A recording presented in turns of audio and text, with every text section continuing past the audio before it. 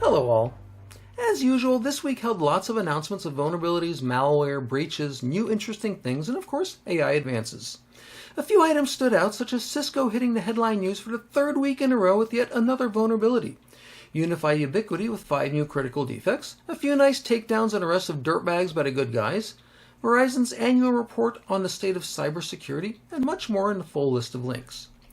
This email and video commentary is from the RedDotSecurity.news website that contains a plethora of links to other items not mentioned here that are worth skimming to see if they interest you or pertain to your particular environment or of those you support. There's a lot more than what's provided in the opening comments. So, on to the headline news. Cisco now is a three-peat for weekly critical vulnerabilities. This week's special is an API issue in Cisco's secure workload cluster software on SaaS and on-prem. Specially crafted API calls can enable a threat actor to access site resources with the privileges of the site administrator role.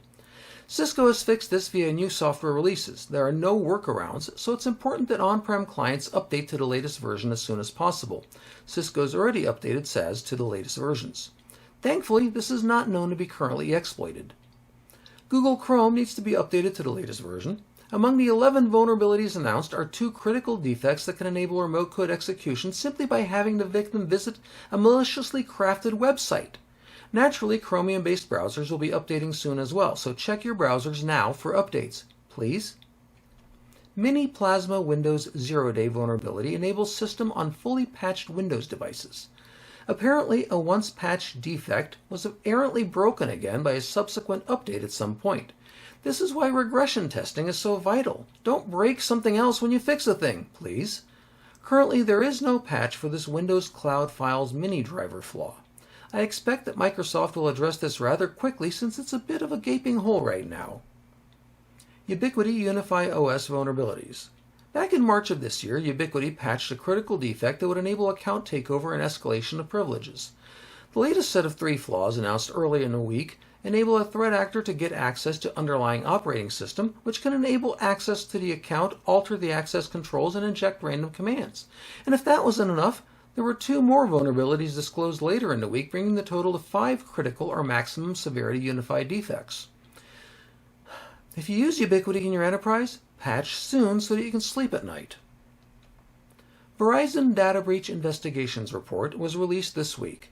This seminal publication is eagerly anticipated by security-minded professionals each year due to the fascinating insights and thorough research that it contains. Some highlights from this year's edition are statistics such as 31% of all breaches were the result of unpatched vulnerabilities, yet remediation time has risen from an average of 32 days in the prior year to 43 days in the reporting year for vulnerabilities.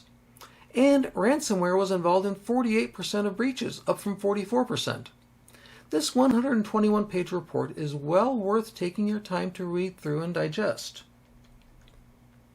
Google Cloud suspended major customer Railway.com without cause, causing outage, is what the headline reads.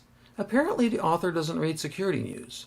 Railway.com has been heavily abused by the evil tokens phishing as a service. There were hundreds of organizations impacted by device code authorization flow phishing that used Railway's platform.